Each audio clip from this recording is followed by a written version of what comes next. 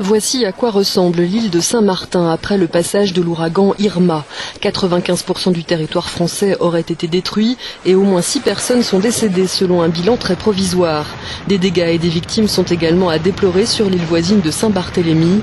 Le bilan sera dur et cruel, a annoncé Emmanuel Macron. Nous sommes aux côtés de toutes celles et ceux qui, sur notre territoire, à quelques milliers de kilomètres d'ici, sont dans le dénuement, privés de tout, ont parfois perdu des proches.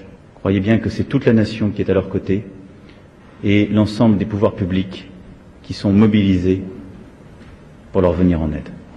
D'une puissance inégalée, l'ouragan Irma balaye tout sur son passage avec des rafales de vent allant jusqu'à 295 km/h. Il s'est dirigé ensuite vers Porto Rico et la République dominicaine. La petite île de Barbuda dans les Caraïbes a elle aussi été totalement dévastée. En Floride, placée en état d'urgence, les habitants se préparent au pire en vue du passage du cyclone en fin de semaine. Nous prenons ce cyclone très au sérieux et chaque habitant de Floride doit en faire de même pour protéger sa famille. Le matériel peut être remplacé, pas votre famille, a déclaré le gouverneur de Floride.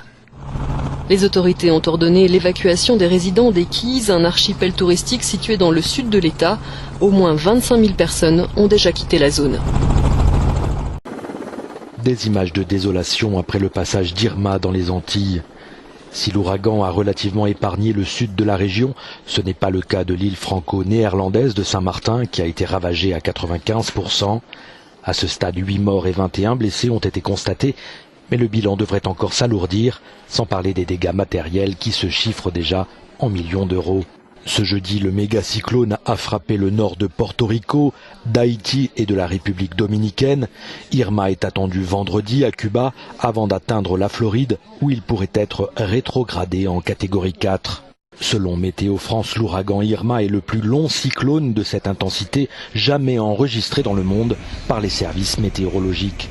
Au nord de Saint-Martin, la petite île britannique d'Anguilla a elle aussi été coupée du monde après avoir été balayée par des vents soufflant à plus de 290 km/h. La catastrophe a déclenché le déploiement d'un important dispositif de secours dans la région. Plusieurs avions sont en route pour venir en aide aux milliers de sinistrés et de nombreuses ONG ont lancé des appels aux dons. Depuis le début de la semaine, l'Union européenne se mobilise pour accompagner les pays en difficulté via son centre de coordination d'urgence. Le mécanisme de protection civile de l'Union européenne a également été sollicité.